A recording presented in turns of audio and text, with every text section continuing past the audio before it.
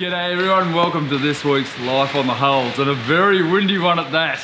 I mean, I'm very glad I'm not out in the ocean tonight because we've got 60 to 70 knot winds coming tonight. We're talking 120, 130 kilometre an hour winds. I've already had one gust here around about an hour ago of about 70 knots. So that's substantial wind. Now this tent has been up here for 4 years and sustained some serious wind, but we haven't seen a storm wind warning hit our region for a very long time. It's what we call an East Coast bomb. 7 to 8 metre swells forecast through the night, so it's going to be pretty violent out there. Might have to go down and check out the ocean tomorrow. Jervis Bay doesn't often get big swells, but we're going to have tubes there tomorrow. There'll be surfers from all over the place down at Huskisson, which is our local town. You wouldn't believe it, normally it's like a lake. It is going to be pumping tomorrow. Now this week, I've got so many things to tell you about the preparations for the demoulding of that deck. Now each week I get a plethora, and I like to say that word, I love that word, plethora of comments about when I'm going to demould it. Can't wait till we demould it, can't wait till we join the deck and the hull together. There's so much planning going into that right now, and I'm going to run you through pretty much the next 10 or 11 stages I have to go through before I can get that out of the mould. Now it's sitting over there quietly, hopefully shrinking a little bit, hopefully starting to demould, but let's get into the work and let's have a look at what we're going to do before we get through to this demoulding of this deck. Now, I'm very fortunate to have a number of photographs of the demoulding process and a lot of other photographs, in fact, of the entire production of the boat. But these ones in particular show the detail and the logistics involved in positioning the deck over the hull. It's obviously going to involve a crane. I intend to suspend the deck over the top of my hull with jacks and anything, quite frankly, that I can put underneath it so that I can then lower and raise it to ascertain the heights of the bulkheads. And these photographs have been invaluable for inspiration and also to allow me to sort of work out how I'm going to construct this thing and get to the stage of this photograph you see right here.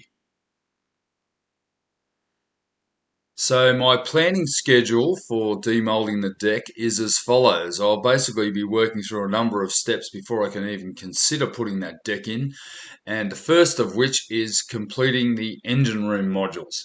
That'll take quite a bit of work. They're sitting in the hull quite unfinished. The next thing I'll be doing is adding the dual 125 amp alternators to both motors. That'll be increasing the alternator capacity to 500 amps. I'll then have to install the engines into the hull. That'll be fun with Janet and I on the weekend. And then we'll be installing the port head module. Now this is going to be quite a bit of work to get this fella in. The starboard head module will come next. That'll be the 5th stage I'll be working on. And then I'll be installing and finishing the forward crush bulkheads.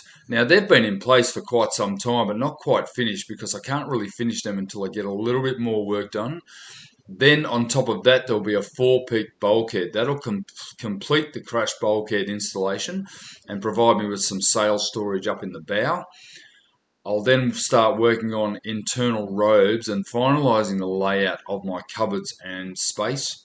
And then the bow head medicine cabinet shelving. Now that'll be going into the starboard head, and it's important that I get that done because that'll actually create blocking to hold the forward head in place.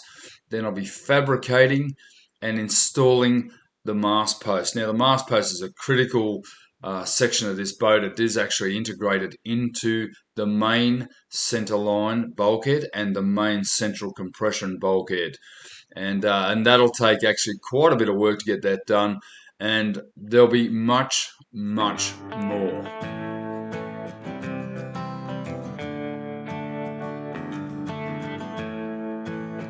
Now we are going to go way back to October 2020 when I started to muck around with these bloody engine modules.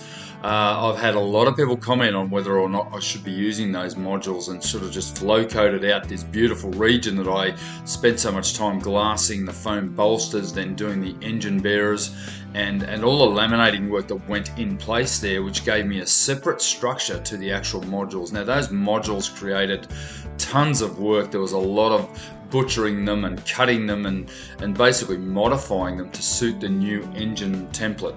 So very, very important that I use these. These provide me with a good environmental solution for any oil spillage. It catches the oil and I'm then able to remove that without water actually entering my build, which is a common problem with a lot of boats. It also gives me a nice white gel coated finished unit or region so that I can display these beautiful motors and see any oil leaks or any of the like. So the integration of these took quite a lot of time. There was a lot of cutting and chopping, and ultimately the worst part about it was that when I came to finish them and I wanted to show off my amazing engine modules, is that I lost the hard drive with all the work. It required a lot of spray painting of the gel coating and polishing and buffing to get them to the stage you're going to see in a moment.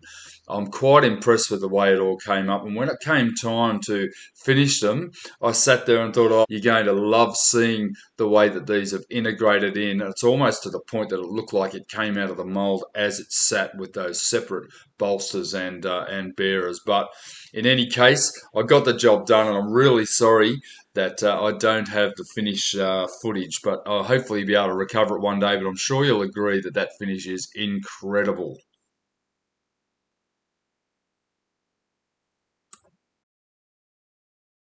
Major reset day. I'm having a big sort of consolidation day where I'm moving everything back into the factory that I no longer need down on the deck. The deck's finished. I've cleaned up all there. I've ground all the flanges off. I've done everything I need to do basically to demold it, apart from a couple of final things with those demolding mounts.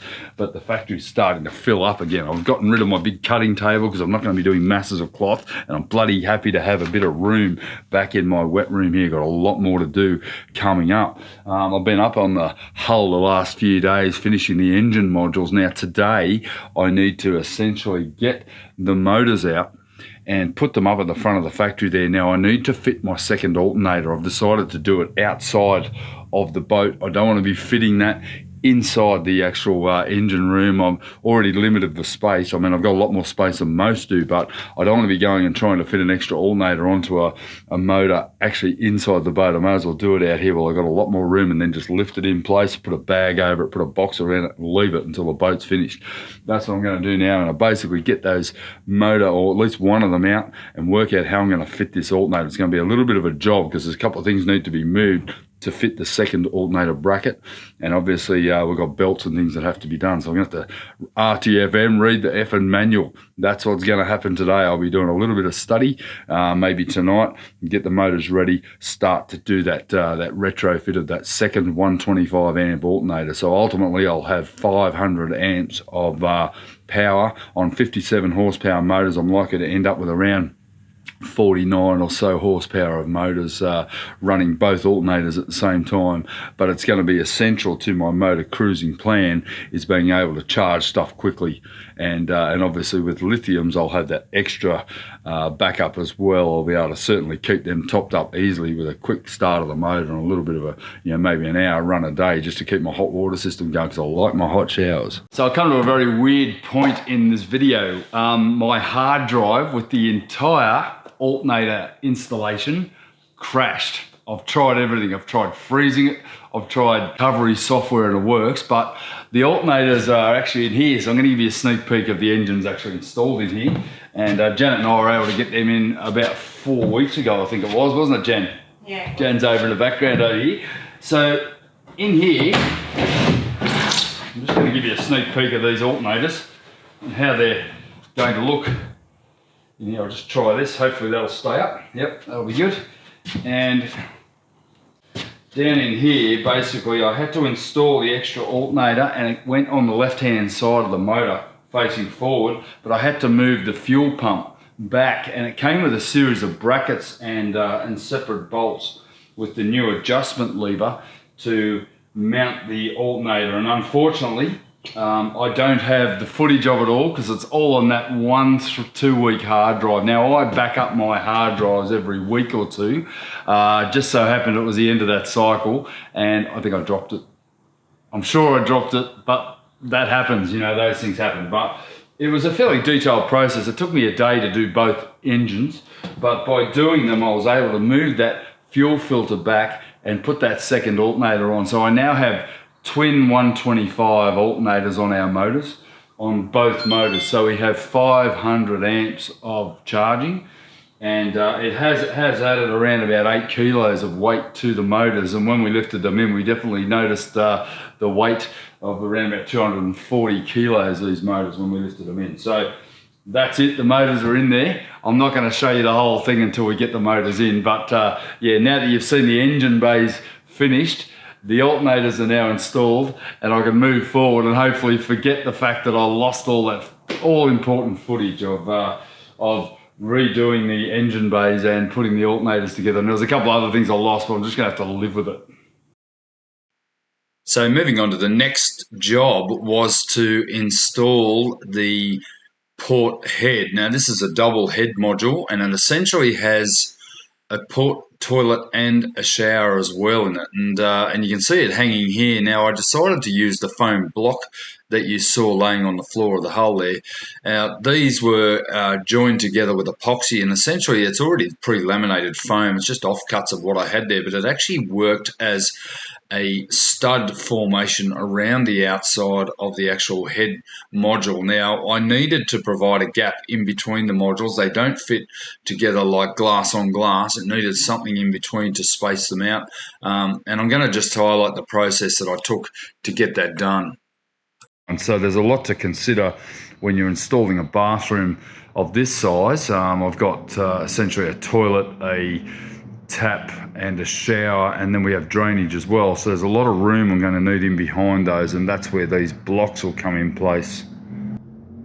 They've been epoxied together, and then what I'll do is tomorrow I'll come in and put a few in and glue them in, and then I'll slide the whole module into the other module, make sure it fits, lift it up, and then add the bottom ones. So it's going to take about 3 days to get this thing blocked in, and then ultimately I can just glue it down and I can start working on the starboard head.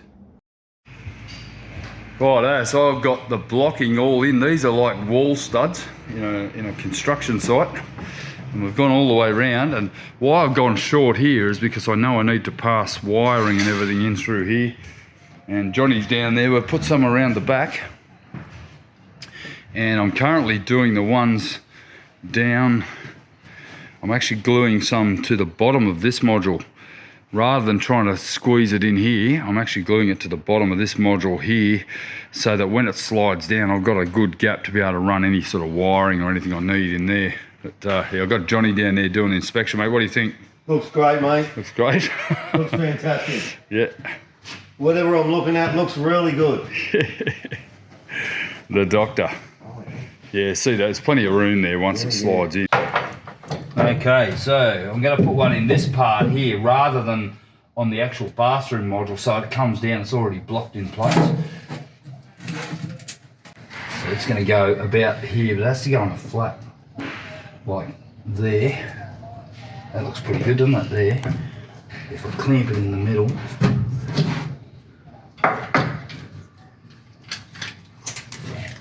I love this epoxy because it actually holds. It doesn't droop.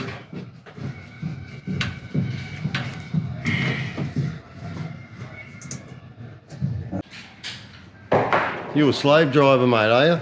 Bloody has, mate. I bought her a sander. Bought Janet a sander, and then I used it here, and then she was spewing because I bought her a sander for her birthday. Good on her. I'm not allowed to buy appliances for Janet. Oh. Do you buy sewer appliances? No. No, I'm not allowed to. If I buy like a blender, That means they've got a. That means they're meant to cook. Yeah, that means I'm a Yes, bloody I know. misogynistic prick. I know. Well, what I do, I So I buy. bought her a sander. I said, "You want to do a man's job? He's a sander." And she goes, "Oh, mate, that was like red rag to a bull." But she's at home sanding the handrail. Good. And I'm getting the job done. So she's a bit like Sue. She'll get into it. I bought my wife a motorcycle. She can't ride a bike. What a bummer. Where's the motorbike? At home. Right, okay, so you're using it. I use it. Ha, the Ducati. Of course. Oh, that's hilarious. You're funny, mate. Righto, next morning, they're now set. I'm going to remove all those clamps and I'm going to see if I can drop it in. I'm going to have to do it very, very slowly. Here on my own, there's a whole lot of mechanics here, but Johnny's not here this morning, so I'm just going to try and drop it in. If I can't get it in, I have to wait. I need really someone else to guide it in, but it should go in. Given that I've blocked this out effectively, just might need a little bit of tweaking to get it in. How I'm going to get it out is a whole nother story.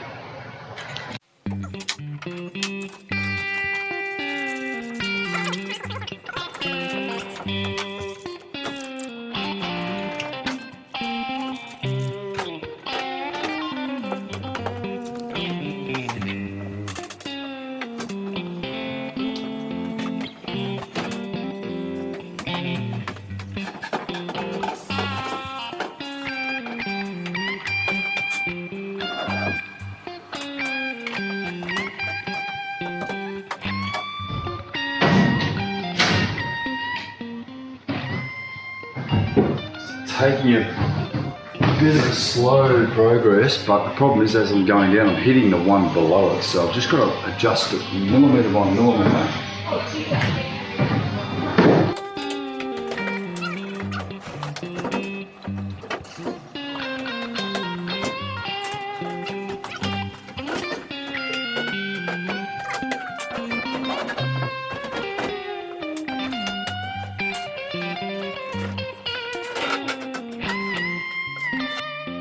You can see here, it's striking here, and there's the blocking at the back, which is actually stopping it from going down. Once it's in, it is going to go in. It's still got a little bit of tension on the strap here. And then down around the back of the module here is this piece of 30mm, which I probably shouldn't have put in, but I think it's still going to go in. I just have to ease it in.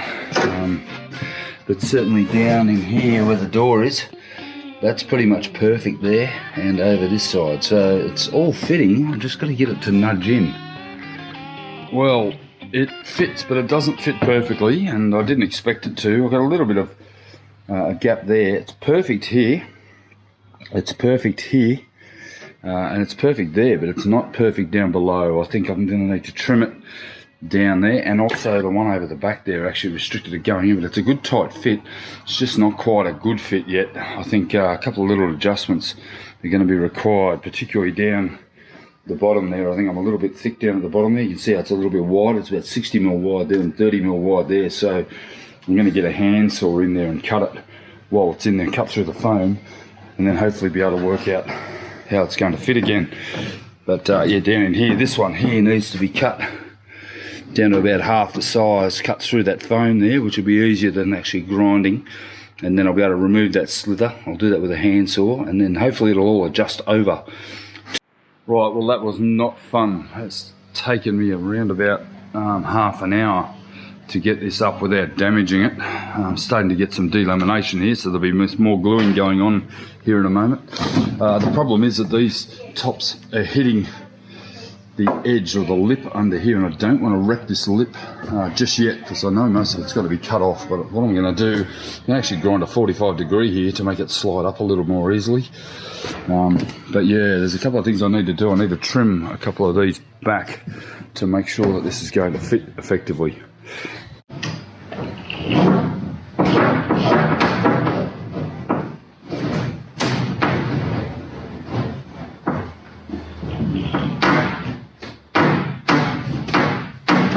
Already it's improved just by shaving a little bit off there. I've actually got a huge improvement in fit.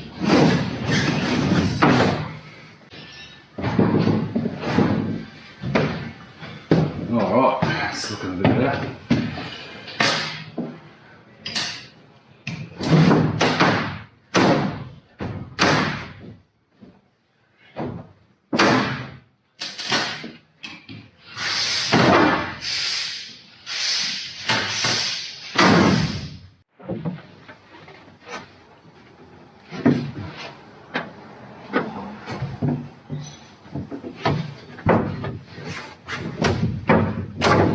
Oh, and that's taking it too far.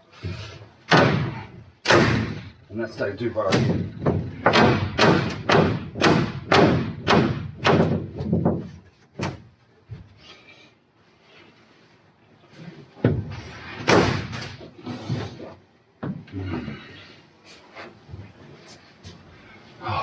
reckon I'm there. Oh, what a bloody effort. I've been here for 2 hours. Up and down, up and down. I mean, amazing what 2 people can do, but imagine what 1 person could do with a lot more time. That's the important thing, is that, yeah, I spend a lot more time, but I get to think things out. Unfortunately, when there's more, 2 or 3 people here, you sort of bullet the gating stuff. I like to take my time thinking things through, and sometimes, like now, that pays off.